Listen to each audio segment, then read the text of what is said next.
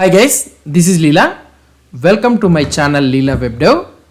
So we have learned about the group method which is available in the Angular animations. Why we use this group method is in order to run the animations parallelly with the different timing functions. If you want to do it, then we will be using this group method. So which is pretty useful for us in performing the Angular animations. Fine. So we have learned about this animate and all those things. Before proceeding into the next level or keyframes, we need to know about the timing function. The timing function is also very much important to know.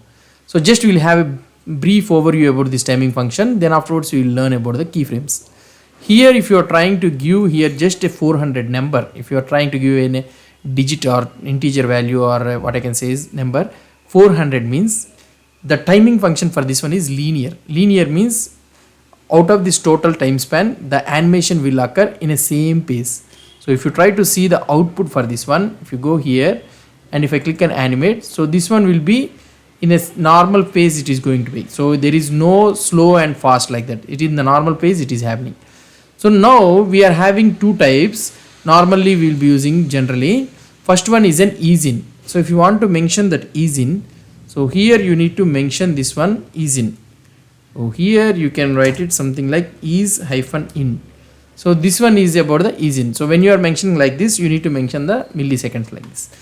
Now ease in means normally the animation will occur slow at the beginning phase and at the end phase it will be very much fast.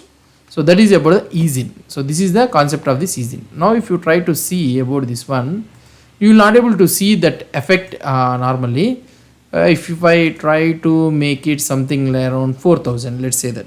So that means it should be slow at the beginning and it will be fast at the end. Here milliseconds, right? Now if you see here, so normally it will be here slash void. So this is our URL. Now it should be slow at the beginning and it will be fast, right? So for the same thing I will try to apply for this one also. So if you try to see 400 or 4000 millisecond and ease in, so slow at the beginning and fast at the end. If you see the output, same output if you try to see here, see slow at the beginning and it will be fast at the end, and here also slow at the beginning and it will be fast at the end. So this is the ease in. So now you will be able to see the effect thing. And we have also another type of thing that is nothing but ease out. If you try to see this ease out, so this, what is the usage of this one is fast at the beginning and it will be slow at the end. Here if you see the output, same output, let's refresh this page. So fast at the beginning and slow at the end. So in the same scenario, fast at the beginning and slow, it will become very slow at the end. So these are the most commonly used timing functions in our day-to-day life. Now in order to, this is the timing function which you can control this one. The timing and all those things doesn't change. So if you need, when it is happening slow at the beginning or fast at the end or something like that, means the time doesn't vary. The time will be always the 4000 milliseconds only. In between this 4000 milliseconds only, the animation will try to adjust that one, animate, how to make it fast or how to make it slow. So this is one thing which I want to tell you. And another one which I want to tell you is, so here if you want to have a customization, so if you want to make the customization of the timing function, we also have a different types of what I can say is customization websites. I will try to show you.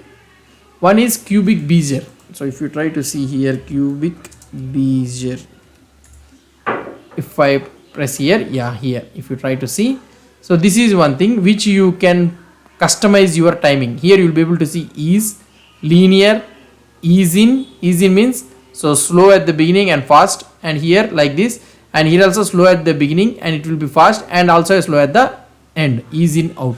So these are normal things. And here if you want to make it customization, so here you can drag it like this, so fast at the beginning, slow at the end like this, and you can copy this Beizer and here you can paste it without any problem. So here I will try to paste it, and here also I will try to paste it. So these things also you can use it without any problem.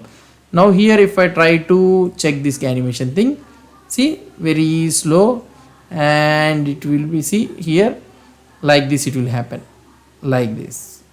So this is how you will be able to see it. So now if you try to see the Beizer, so this is how Now here if you want, you can also compare here. This is the thing which is happening.